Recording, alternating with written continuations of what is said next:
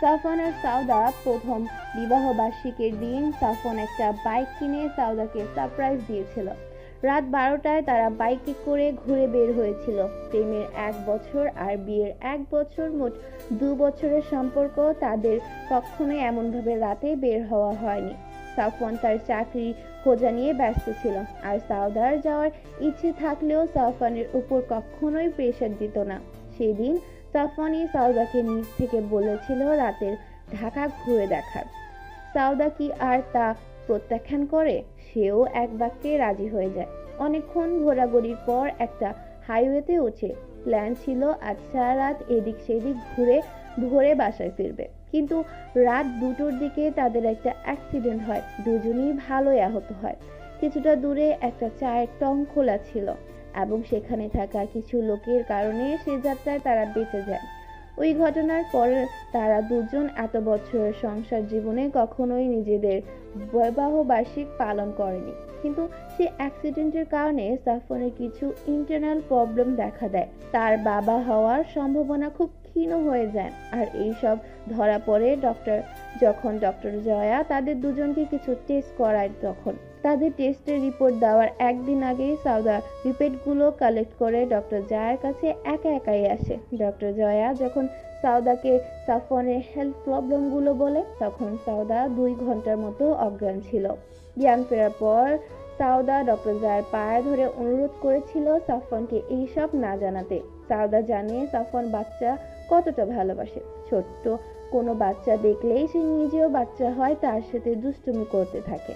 সাফওয়ান তাকে বিয়ের পর প্রায় বলতো, সাউদা, আমরা কোনো ফ্যামিলি প্ল্যান করব না। আল্লাহ যতগুলো বাচ্চা দিবেন আমরা খুশি মনে তা কবুল করব।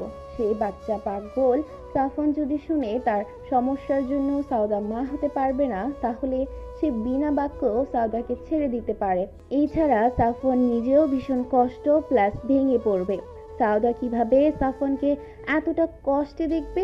সে সাফওয়ানকে এতটাই ভালোবাসে যে সাফওয়ানের জন্য নিজের মা হওয়ার সুখটা বিসর্জন দিয়েছিল।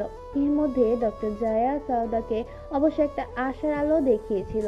সে সাউদাকে বলেছিল সাফওয়ান যদি রেগুলার মেডিসিন ও ট্রিটমেন্ট করায় তাহলে তারা বাবা মা হতে পারবে।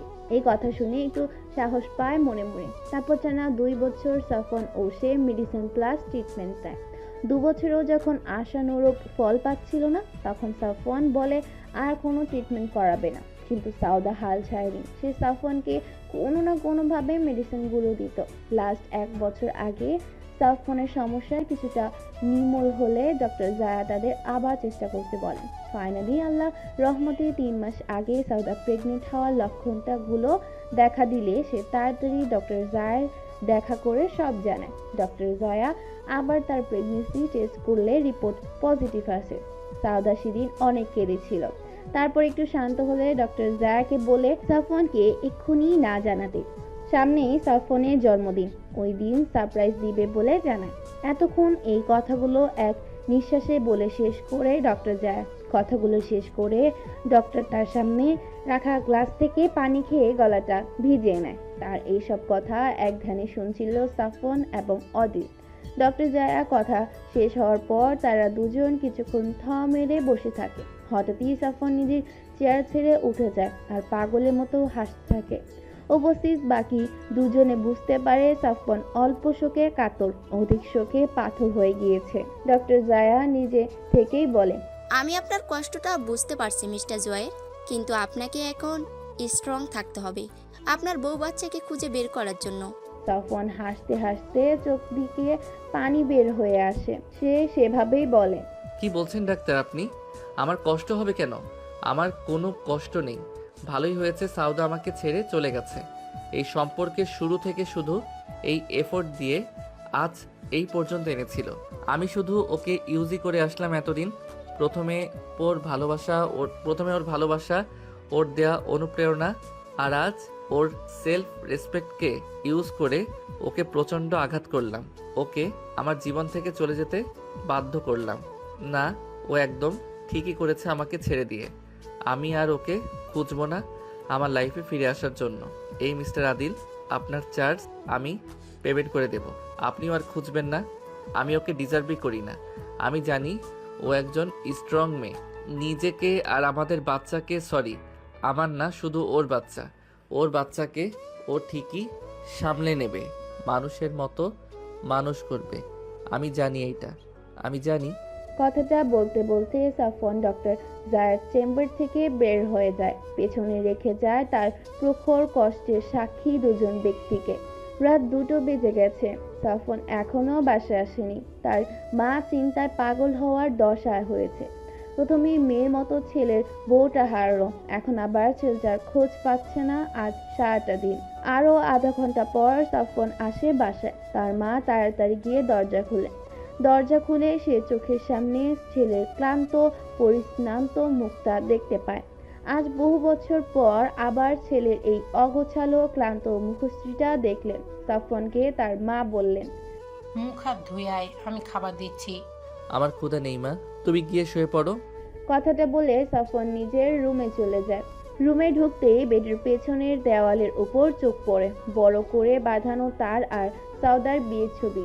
এই ছবিটা যতবার দেখে ততবারই প্রশান্তিতে বুকটা ভরে যায় সাফওয়ানের। ছবি থেকে চোখ সরিয়ে পুরো রুমটায় একবার চোখ বুলায় সাফওয়ান। আজ 2 মাস হয়ে গেল সাউদা তাকে ছেড়ে গেছে। না, সে ভুল ভাবছে, সাউদা তো তাকে ছেড়ে যায়নি। সাফওয়ান নিজে বাধ্য করেছে সাউদাকে চলে যেতে। এসব কথা ভেবেই তার চোখ বেয়ে অশ্রু গড়িয়ে পড়ে। টলমল পায়ে ওয়াশরুমে চলে যায় ফ্রেশ হতে। ফ্রেশ হয়ে বের হলে দেখতে পায় তার মা খাবার নিয়ে বসে আছে। সে তার মাকে বলে, মা, বললাম তো ক্ষুধা নেই, জোর করো না প্লিজ। আমি কিন্তু খাইনি, তুই এখনো খাসনি বলে। তুই না খেলে আমিও খাবো না কিন্তু। মায়ের জেদের কাছে পরাজিত হয়ে সাফওয়ান খাওয়া শুরু করলো। নিজে খাচ্ছে, সাথে মাকেও খাইয়ে দিচ্ছে। খাওয়া শেষ হলে তার মা বলে, ঘুমিয়ে পড় বাবা, নিজেকে একটু রেস্ট দে। সাউদা ঠিক ফিরে আসবে দেখিস, ও তোকে ছাড়া থাকতেই পারবে না। অভিমান হয়েছে তো, তাই আসতে দেরি করছে। সাফওয়ানের চুলগুলোতে হাত বুলিয়ে দিতে দিতে কথাগুলো বলে তার মা। সাফওয়ান কিছুই বলে না। তার মা চলে গেলে সে আস্তে করে উঠে দরজাটা লাগিয়ে দেয়। তারপর চলে যায় কাভারের কাছে। সেখান থেকে বের করে আনে তার ডায়েরিটা, সাউদার দেওয়া সেই ডায়েরিটা। টেবিল থেকে একটা কলম নেয়, তারপর ডায়েরিটা হাতে করে চলে যায় বেলকনিতে। চাঁদনি রাত আজ। চাঁদ তার সমস্ত মহিমা দিয়ে আলোকিত করে তুলেছে রাতটাকে। বেলকনিতে দোলনা থাকা সত্ত্বেও সে ফ্লোরে বসে পড়ে এক পা ভাঁজ করে তারপর ডায়েরি খুলে আগের লেখাগুলো পড়ে বেশ কিছু সময় নিয়ে যতই পড়ছে ততই ভালো লাগা ছিঁড়ে যাচ্ছে অন্তরটা। বিয়ের আগে টুকটাক অনুভূতি আর বিয়ের পর তাদের সংসার জীবনের কথাই লেখা আছে ডায়েরিটাতে। লেখাগুলো পড়া হয়ে গেলে সে একটা ফাঁকা পেজ রিসেন্ট ঘটে যাওয়া ঘটনাগুলো লিখতে থাকে সংক্ষেপে। ডায়েরির এমন একটা জিনিস যা আমাদেরকে অতীতে নিয়ে যেতে পারে। আমরা যখন পুরনো কথাগুলো ডায়েরি থেকে পড়ি তখন সেই স্মৃতিগুলো মনে হয় আমাদের চোখের পর্দায় এক এক করে ভেসে বেড়াচ্ছে। সাফওয়ান ডায়েরিতে লেখে, ভালোবাসা আমার ভীষণ অভিমান হয়েছে আমার উপর। মাথা ঠিক ছিল না তো জান, না হলে তোমার সাফওয়ান কি কখনো এমন করেছে? তুমি বলো, করেনি তো। একবার করে ফেলেছি, তাই এত বড় শাস্তি দিলে। নিজেকে তো আমার জীবন থেকে সরিয়ে নিলে, যে আসছে তাকেও সাথে করে নিয়ে গেলে। তার মুখের দিকে তাকিয়ে একটা সুযোগ দিতে কি পারতে না? আমি বুঝতে পারছি আমার তোমায় কতটা আঘাত করেছি। আমি তো আমার সাউদাকে চিনি। আমি তো বুঝতে পারছি আমার দেওয়া প্রথম আঘাতটা তোমার কোথায় লেগেছে। আমার আঘাতটা যে তোমার আত্মসম্মানের উপর লেগেছে, আর তোমার আত্মসম্মান যে কতটা প্রখর সেটাও আমি জানি। তাই তো আমাকে ছেড়ে গেলে। ধরো কি বলছি, আমি নিজেই তো তোমাকে ছেড়ে যেতে বললাম। এখানে তোমার কোনোই দোষ নেই। আজ যে কষ্টগুলো পাচ্ছি সে সবগুলোই আমার নিজের অর্জন করা। শুধু শুধু তোমাকে দোষারোপ করছি। যেখানেই থাকো নিজের এবং যে আসছে তার খেয়াল রেখো। জীবনে যদি মনে হয় এই অপরাধীর কাছে ফিরে এসে তাকে আরও একটা সুযোগ দেওয়া উচিত, তাহলে প্লিজ ফিরে এসো। এর জন্য আমার যদি তোমার পায়ে ধরেও মাপ চাইতে হয়, আমি চাইব। এটা আমায় লজ্জিত করবে না, বরং আনন্দ দেবে। চোখে ভিড় করা অশ্রুতের জন্য সাফওয়ান আর লিখতে পারে না। ডায়েরিটা খোলা রেখে ফ্লোরে রেখে দেয়। তারপর রূপার মতো দেখতে সেই চাঁদটার দিকে তাকিয়ে নিজের অশ্রুগুলো মুক্ত করে দেয়। কত সব স্মৃতি যে তার দৃশ্যপটে ভেসে উঠেছে তা বলে শেষ করা যাবে না। এই চাঁদনি রাতে সে আর সাউদা রাত জেগে চাঁদ দেখত আর গল্প করত। অনেক সময় লং ড্রাইভেও যেত, যদিও সাউদা ঘোরাঘুরি থেকে বেশি পছন্দ করত সাফনের কাঁধে মাথা রেখে চাঁদ দেখা। চাঁদ দেখতে দেখতে যখন সাউদা তার কাঁধে ঘুমিয়ে পড়ত, তখন সাফওয়ান যত্ন করে তাকে আগলে নিত নিজের বুক পিঞ্জিরায়, কোলে তুলে নিয়ে শুইয়ে বিছানায় শুইয়ে দিয়ে নিজেও তার পাশে শুয়ে পুনরায় টেনে নিত নিজের বুকে। আজও চাঁদ উঠেছে আকাশে, নিজেকে বিলীন করে আলো ছড়িয়ে দিচ্ছে ধরণীকে।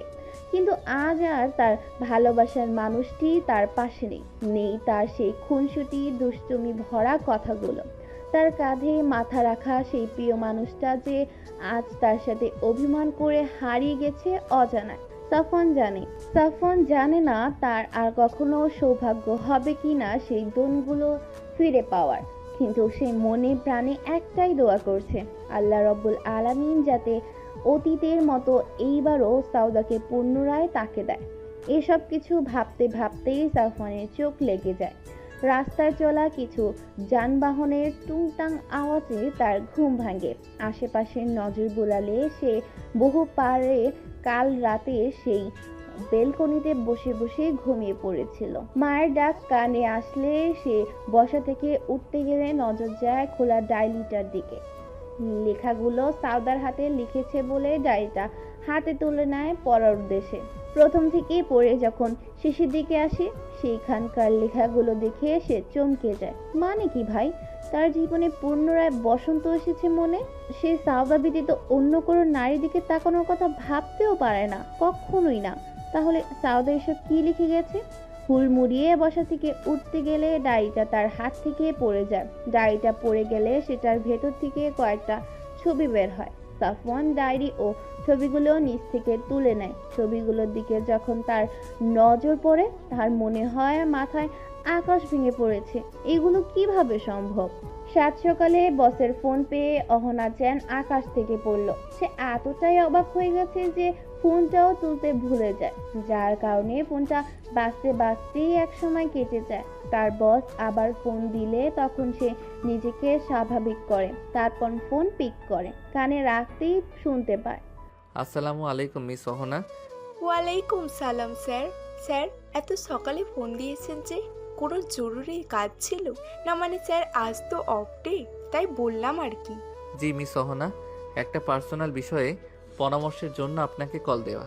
আপনি কিছু মনে করেননি তো? অহনা তো মনে মনে পুলকিত হয়, বস তার থেকে পরামর্শ নেওয়ার জন্য ফোন দিয়েছে। সে খুশিতে গদগদ হয়ে বলে, না না স্যার, কি মনে করব? বলেন কি পরামর্শ লাগবে? আমি আমার সাধ্যমতো পরামর্শ দেওয়ার চেষ্টা করব।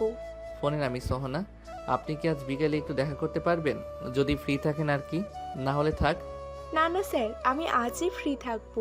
কোথায় দেখা করতে হবে বলেন? আচ্ছা, আমি আপনাকে সময় আর জায়গার নাম মেসেজ করে দিচ্ছি। এখন তাহলে রাখি। Okay sir, by. আল্লাহ হাফেজ। কথাগুলো বলে অহনার বস ফোন রেখে দেয়। পাখি খাঁচায় বন্দি হওয়ার জন্য একটু বেশিই খুশি। বিকেল 4:30। অহনা একটা কালো কালারের শাড়ি পরে সুন্দর করে পরিপাটি হয়ে বের হয় বসের সাথে দেখা করার উদ্দেশ্যে। শাড়িটি বেশ পাতলাই, তার সাথে স্লিভলেস ব্লাউজ। মুখে প্রয়োজনের চেয়ে বেশি মেকআপ আর পিঠ পর্যন্ত চুলগুলো খোলাই রেখেছে। বাসা থেকে বের হওয়ার আগ পর্যন্ত একটু পরই আয়নায় নিজেকে দেখছিল।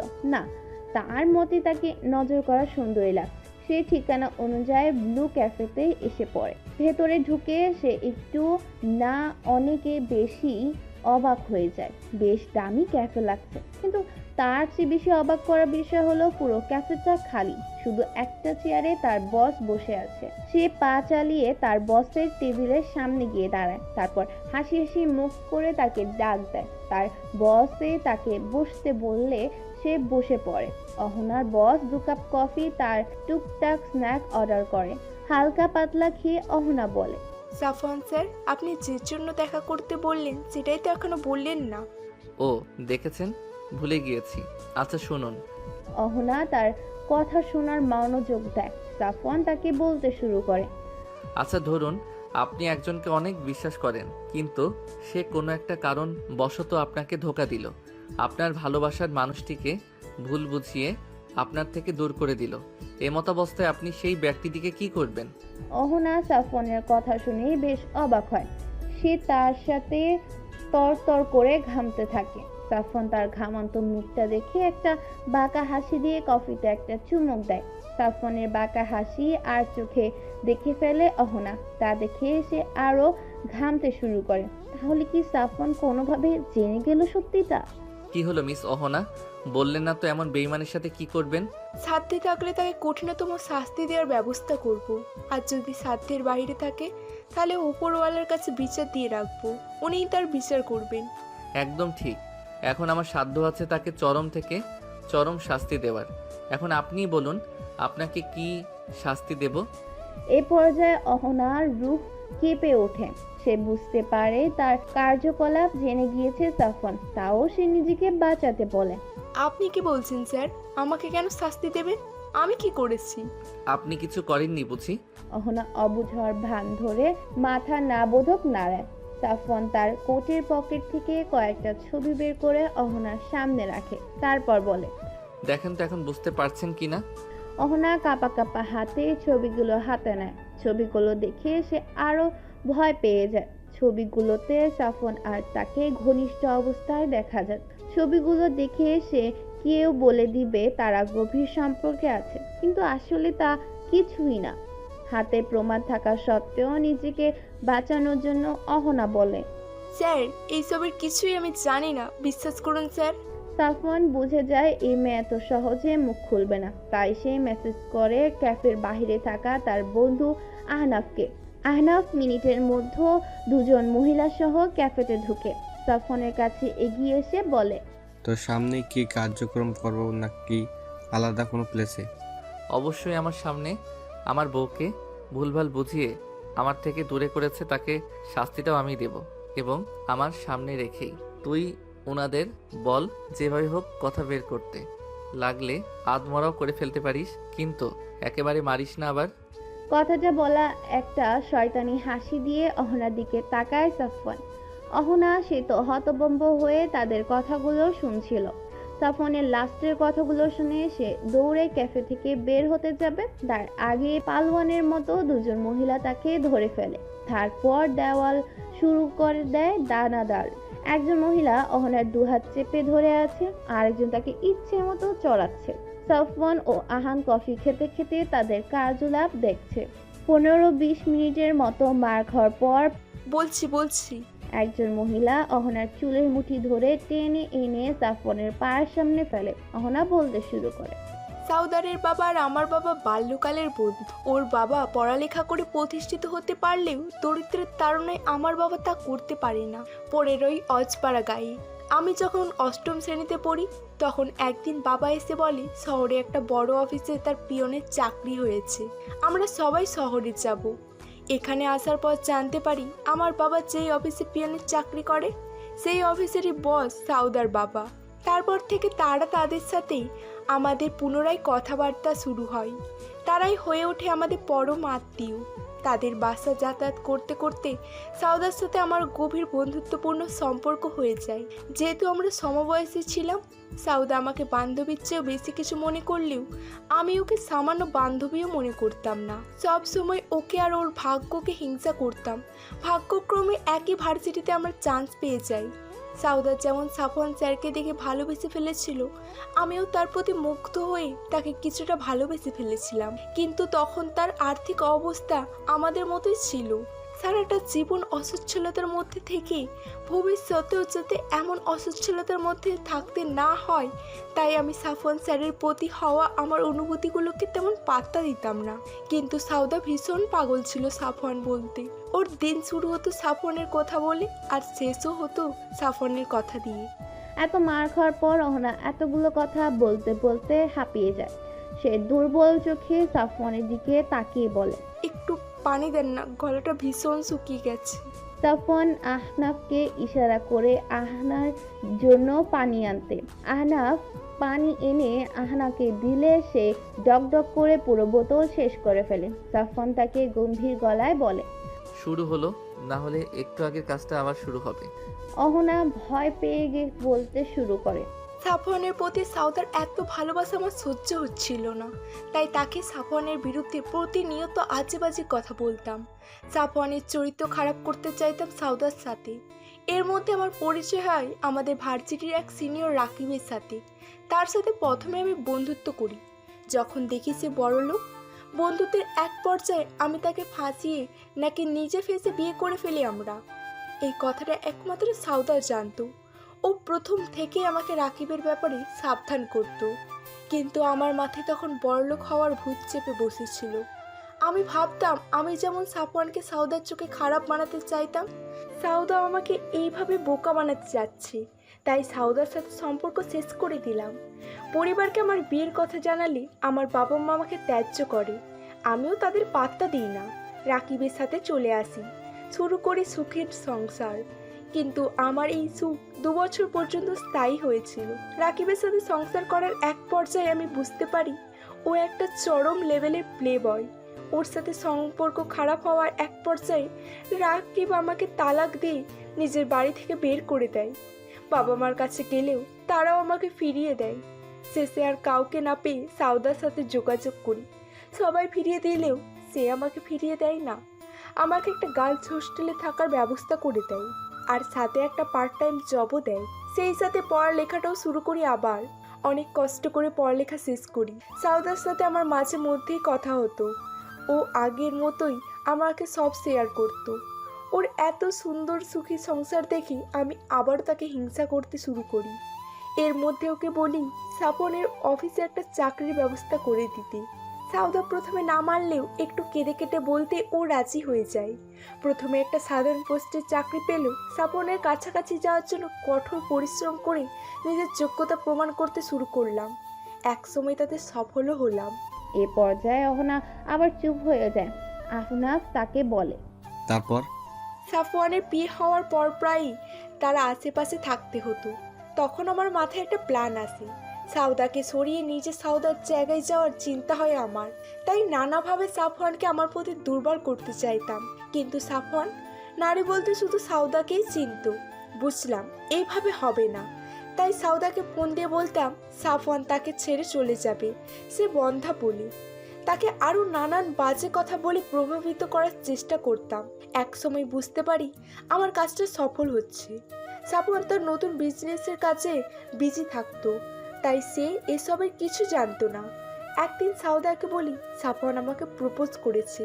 সে বিশ্বাস করে না, তাই তাকে কিছু ছবি দেখাই। ছবিগুলো আমার আর রাকিবের ছিল।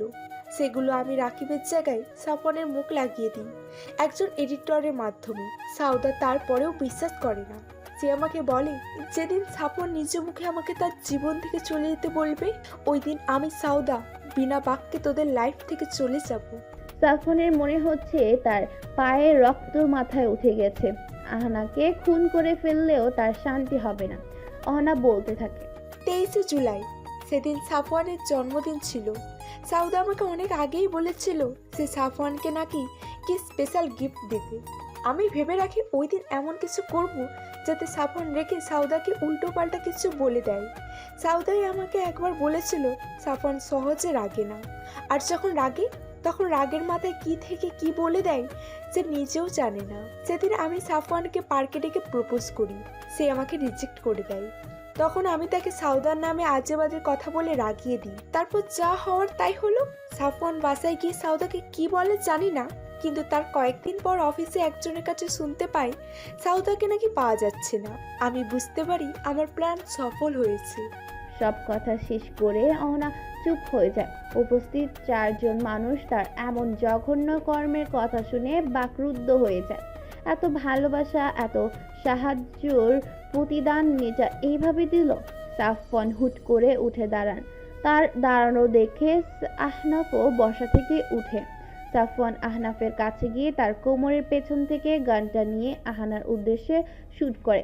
সাফওয়ানের নিশানা এত ভালো না হওয়ায় গুলিটা আহানার হাতের বাহুর পাশ ঘেঁষে চলে যায়। সাফওয়ান তাকে আবারও শুট করতে গেলে আহনাফ তাকে ধরে আটকিয়ে দেয়। সাফওয়ান রাগিয়ে পাগল হয়ে গিয়েছে। সে চিৎকার করে বলবে, আমাকে ছাড়ো, ওকে আমি শেষ করে দিব। ওর এত বড় কলিজা আমাদের সম্পর্কে ফাটল ধরালো। ওর জন্য আমি আমার সাউদাকে কত জঘন্যভাবে কষ্ট দিয়েছি। ওর বেঁচে থাকার কোনো কারণ নেই। নরকের কীট একটা, যার জীবনে যায় তার জীবনই শেষ করে দেয়। ছাড় তুই আমাকে, ওরে না শেষ করা পর্যন্ত আমার শান্তি হবে না। আহনাফ একা সাউফানকে শান্ত করতে না পারছে দেখে ক্যাফের কয়েকজন ওয়েটার এসে তাকে পেছন থেকে জাপটে ধরে। আহনাফ মহিলাগুলোকে বলে অহনাকে হসপিটালে নিয়ে যেয়ে ট্রিটমেন্ট করিয়ে তারপর কারাগারে পাঠাতে। জি মিস অহনা, আমি ইন্সপেক্টর আহনাব খান। আপনার বিরুদ্ধে ডিজিটাল নিরাপত্তা আইনে মামলা করা হলো। এখন এই মুহূর্তে you are under arrest. Ahna বুঝতে পারে আহনাফের পাশে দাঁড়ানো মহিলাগুলো পুলিশের লোক। সিভিল ড্রেসে এসেছে তারা। আহনান অনেক কষ্ট করে উঠে মহিলাগুলোর সাথে চলে যায়। এইদিকে সাফন এখনো রাগে হাঁসফাঁস করছে। আহনাফ ওয়েটারগুলোকে বলে সাফনকে ছেড়ে দিতে। তারা ছেড়ে দিলে সাফন হাঁটু গেড়ে নিচে বসে পড়ে আর চিৎকার করে কাঁদতে থাকে। Sawda, I am sorry, please আমাকে মাফ করে দাও, ফিরে এসো আমার জীবনে। আহনাফ তার সামনে গিয়ে হাঁটু গেড়ে তার পাশে বসে সাফনকে জড়িয়ে ধরে। সাফনও তাকে জড়িয়ে ধরে কাঁদতে থাকে। ক্যাফেতে থাকা ওয়েটার আর ম্যানেজারও তার কান্না দেখে চোখের পানি ছেড়ে দেয়। সবাই বলে পুরুষ মানুষ কাঁদে না, কিন্তু পুরুষ মানুষ কাঁদে। তাদের প্রিয় নারীটিকে হারিয়ে প্রচণ্ড কাঁদে, একদম পাগলের মতো। কিন্তু সমাজে বানানো নিয়ম অনুযায়ী শব্দ করে বা চিৎকার করে কাঁদে না। তাদের কান্নায় আওয়াজ হয় না। পুরুষ মানুষের কান্নার সাক্ষী হয় শুধু তার চোখের পানিগুলো। 5 বছর পর আমরা ছোট্টবেলার বইয়ের একটা প্রবাদ অনেক বেশি পড়েছি। প্রবাদটা হলো, সময় এবং নদীর স্রোত কারোর জন্য থেমে থাকে না, তা বয়ে চলে আপন গতিতে, আপন নিয়মে। দেখতে দেখতে সাফন সাউদার জীবন থেকে 5টি বছর চলে যায়। সাফন আজও খুঁজে বেড়ায় তার একান্ত প্রিয় নারীটিকে, যে তার উপর অভিমান করে তার থেকে এক আকাশ পরিমাণ কষ্ট পেয়ে হারিয়ে গেছে অজানায়। একজন নারী পাগলের মতো ছুটে বেড়াচ্ছে হসপিটালের এদিক থেকে সেদিক। সে বুঝতে পারছে না কি করবে তার সন্তানকে বাঁচানোর জন্য। ডাক্তার বলছে তার সন্তানকে বাঁচাতে জরুরি ভিত্তিতে 2 ব্যাগ রক্ত লাগবে। ছেলে মেয়ে দুটোর জন্যই তো তার এত লড়াই। ওরাই যদি সুস্থ সবল না থাকে তাহলে কিসের জন্য এত লড়াই? সারাদিন না খেয়ে দৌড়াদৌড়ি করার ফলে রমণীটি আর নিজেকে সুস্থ রাখতে পারে না, মাথা ঘুরে পড়ে যায়। কিন্তু ভাগ্যক্রমে পেছন থেকে কেউ এসে তাকে ধরে ফেলে। যুবকটি একটু ঘাবড়ে যায়। সে রমণীকে পাশে ওয়েটিং সিটে বসিয়ে দিয়ে তাকে ডাকার জন্য তার মুখের দিকেই তাকালে যুবকটির বুক যেন কেউ খামচে ধরে। অস্ফুট সুরে ডেকে ওঠে, ভাবি। সাউদা চোখ খুলে নিজেকে হসপিটালের বেডে পায়। শোয়া থেকে যে উঠে বসবে সেটুকু জোর অবধি পারছে না। আশেপাশে চোখ বুলিয়ে কাউকে পায় না। মনে মনে আল্লাহকে কয়েকবার ডাকে, তারপর ঠাস করে উঠে বসে। শোয়া থেকে বসেই বুঝতে পারে তার শরীর অত্যাধিক দুর্বল। কিন্তু তাকে যে শুয়ে থাকলেই চলবে না। তার সন্তান যে মৃত্যুর দুয়ারে দাঁড়িয়ে আছে, তার কি শুয়ে থাকা মানায়? একদমই মানায় না। ক্যাবিনে রাখা ঘড়ির দিকে তাকিয়ে দেখে রাত 7টা বাজে। লাস্ট যখন সে সময় দেখেছিল তখন 5টা বাজছিল। তার মানে সে 2 ঘন্টা ধরে অজ্ঞান হয়েছিল। সে তাড়াতাড়ি করে সে বেড থেকে নামে দাঁড়ালে মনে হয় তার পুরো দুনিয়া ঘুরছে, পা টলমল করছে। মনে মনে আল্লাহর কাছে শক্তি চাইছে আর এক এক কদম ফেলছে। দেওয়াল ধরে ধরে কেবিন থেকে বাইরে বের হয়ে আসলে সামান্য কিছু দূরে আয়েশা, একজন অপরিচিত যুবক আর ডক্টরকে দেখতে পায়। আস্তে আস্তে তাদের দিকে এগিয়ে যায় সাউদা। তাদের থেকে হাত 5 দূরে দাঁড়িয়ে শুনতে পায় ডক্টর আয়েশা আর অচেনা যুবক বলছে, সাদাব আউট অফ ডেঞ্জার। রক্তটা দেওয়ার যেই ভয়টা পাচ্ছিলাম তা কেটে গেছে। কাল পরশু আপনারা পেশেন্টকে বাসায় নিয়ে যেতে পারবেন। ডাক্তারের কথা শুনে আয়েশা জোরে কেঁদে ওয়েটিং সিটে বসে পড়ে। বয়স্ক ডাক্তারটি আয়েশার মাথায় হাত বুলিয়ে বলে, প্রিটি গার্ল, কাঁদে না। আমাদের সাদাব স্ট্রং বয়, এত সহজে হার মানার ছেলে সে নয়। একদম তার মায়ের মতো, তুমি তো জানোই, তাই না? আয়েশা ডক্টরের কথার সম্মতি দিয়ে মাথা নাড়ায়। ডক্টরটি এবার যুবকটির দিকে তাকিয়ে বলে, ইয়াং ম্যান, তুমি বললে তুমি সাদাফের চাচু, তাহলে তোমাদের এতদিন দেখলাম না কেন? ডক্টরের মুখে অচেনা যুবকটিকে সাদাফের চাচ্চু শুনে সাউদার অন্তর আত্মা কেঁপে ওঠে। চাচ্চু মানে কি? এই যুবকটি নিজেকে সাদাফের চাচ্চু দাবি করছে কেন? তার এই সব ভাবনার মাঝে সাউদা শুনতে পায় যুবকটি বলছে, আসলে ডাক্তার, আমার নাম রাতুল জুহায়ের বন্য। কয়েক বছর আগে ভাইয়া ভাবির মাঝে একটা ভুল বোঝাবুঝি হওয়ার দরুন আজ তারা আলাদা। আমরা ভাবিকে অনেক খুঁজি কিন্তু পাইনি। আজ এখানে এসে আল্লাহর রহমতে পেয়ে গেলাম। আমি আমার ভাইয়ার ভাবির পরিবারের সবাইকেই বলছি ভাবির কথা। তারা রওনা হয়েছে সিলেটের পথে।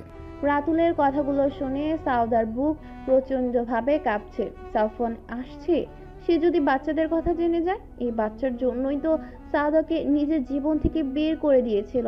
এখন যখন জানতে পারবে তাদের বাচ্চা আছে, তখন কি হবে?